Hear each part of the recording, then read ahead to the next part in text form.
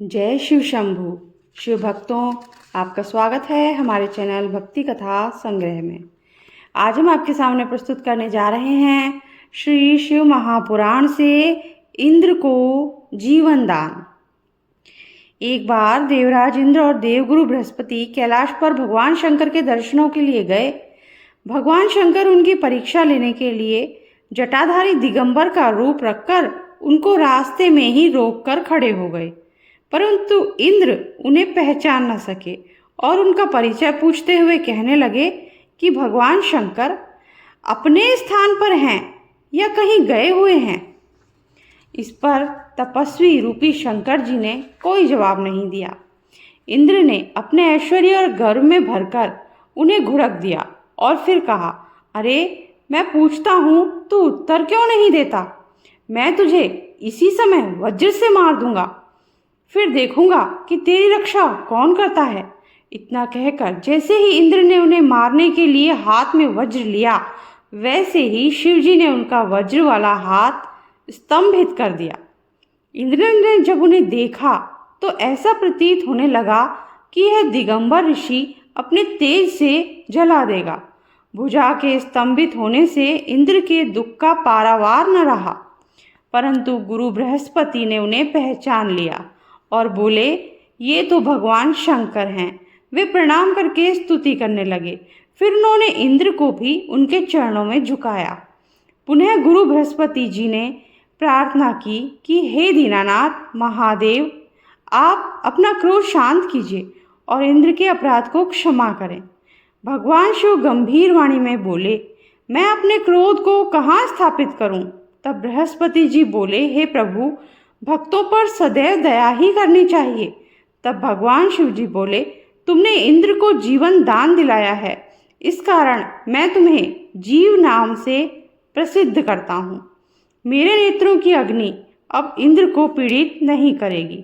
भगवान शंकर ने अपने क्रोध को क्षीर सागर में बहा दिया और लीलाधारी भगवान शिव अंतर्ध्यान हो गए तथा बृहस्पति जी व इंद्र अपने लोक को चले गए। अगला है जालंधर की उत्पत्ति।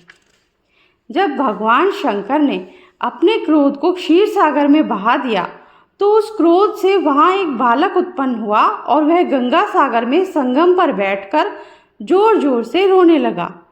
उसके रोने से संसार बेचैन हो गया। लोकपाल और समस्त चराचर संसार चलायमान हो गए। उस बालक के रोने को सुनकर समस्त देवता ब्रह्मा जी के पास जाकर बोले, हे पितामह, बड़ा भयंकर समय आ गया है, आप इसका शीघ्र विनाश करने की कृपा करें। देवताओं की बात सुनकर ब्रह्मा जी समुद्र तट पर गए। समुद्र ने ब्रह्मा जी को प्रणाम किया तथा उस बालक को उनकी गोद में डाल दिया। इस पर ब्रह्मा जी ने समुद्र से पूछा, यह बालक किसका है? ब्रह्मा जी को समुद्र ने बताया, मुझे यह तो ज्ञात नहीं कि यह बालक किसका है, परंतु यह सागर संगम में उत्पन्न हुआ है। आप इसके जातक कर्म संस्कार करें। इधर वह बालक ब्रह्मा जी के गले में हाथ डालकर अपनी ओर आकर्षित कर रहा था। उसने उनका गला इतनी जोर से दबाया कि ब्रह्मा जी की आंखों से आंसू टपकने लगे। ब्रह्मा जी ने बड़ी कठिनाई से बालक के हाथों को हटाया और सागर से बोले, तुम्हारे इस पुत्र का जातक कर्म बताता हूँ। मेरे नेत्रों से जो यह निकला है, इसलिए इसका नाम जलंधर होगा। यह उत्पन्न होते ही तरण हो गया है, अतः ये समस्त शास्त्रों का पारंगत होगा और महापराक्रमी बनेगा। यह बालक जलंधर कार्तिकेय के समान धीर, गंभीर और सर्व विजयी होगा। यह बालक राक्षसों का स्वामी बनेगा। यह अपने पराक्रम से विष्णु को भी पराजित कर देगा। इसका वध केवल भगवान शंकर ही कर सकेंगे। इसकी पत्नी पतिव्रता, सुंदर और सौभाग्यशाली होगी। इसके पश्चात सागर ने राक्षसों के गुरु शुक्राचार्य जी को बुलाकर उसका राज्याभिषेक कराकर दैत्यों का सम्राट घोषित कर दिया।